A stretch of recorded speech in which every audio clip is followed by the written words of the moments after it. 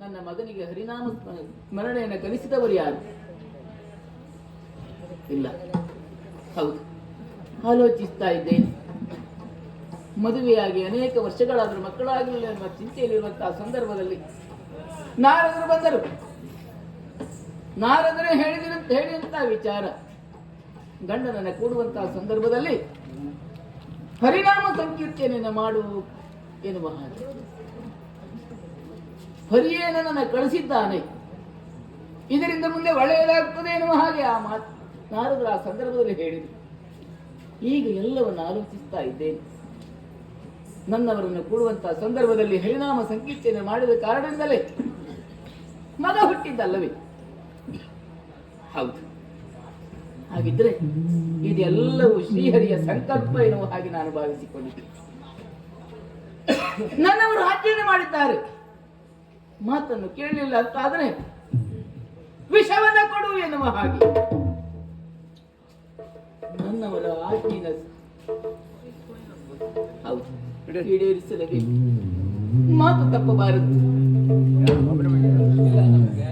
ಇದೆಲ್ಲವೂ ಶ್ರೀಹರಿಯ ಸಂಕಲ್ಪ ಅಂತಾದರೆ ನಾನ್ಯಾಕೆ ನಂಬಿಕೊಳ್ಳಬೇಕು? ಆ ಶ್ರೀಹರಿಯ ನನ್ನ ಮಗನನ್ನ ರಕ್ಷಿಸ್ತಾರೆ, ಅನುಮಾನವೇ ಇಲ್ಲ. ನನ್ನ ಪತಿಯ ಮಾತನ್ನು ನಾನು ನಡೆಸಿಕೊಡಬೇಕು.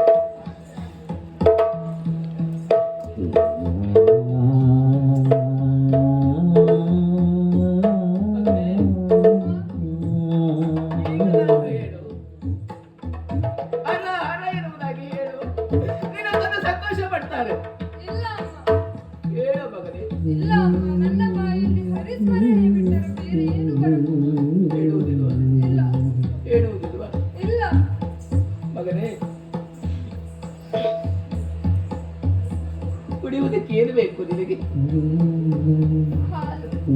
ಹಾಲು. ಇದು ಹಾಲನ್ನು ಮಗನೇ, ಇದು ವಿಷ.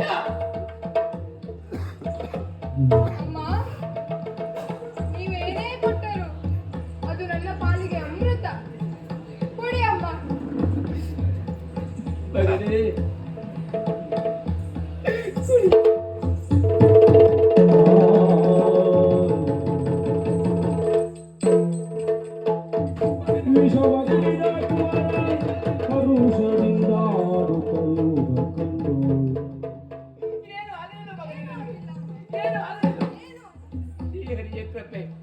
ಶ್ರೀಹರಿಯ ಕೃಪೆ.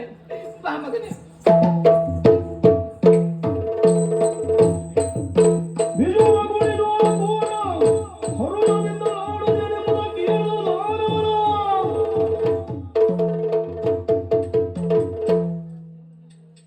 ಅಮ್ಮ ನಿನಗೇನು ಕೊಡ್ಲಿಲ್ವಾ? ಏನು ಕೊಟ್ಟಿದ್ದಳು? ಹಾಲು. ಅದನ್ನ ನೀನು ಕುಡಿದೆಯಾ? ನಿನಗೇನು ಆಗಲಿಲ್ವಾ? ಏನು ಆಗಲಿಲ್ಲ.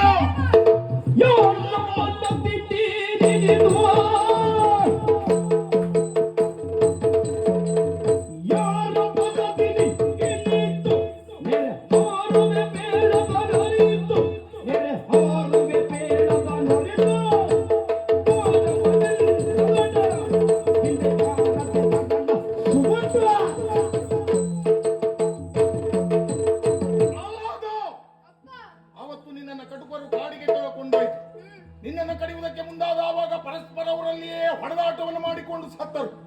ಪರ್ವತದಿಂದ ನಿನ್ನನ್ನು ಎಸೆದಾವಾಗ ಆಗಲೂ ನೀನು ಸಾಯಲಿಲ್ಲ.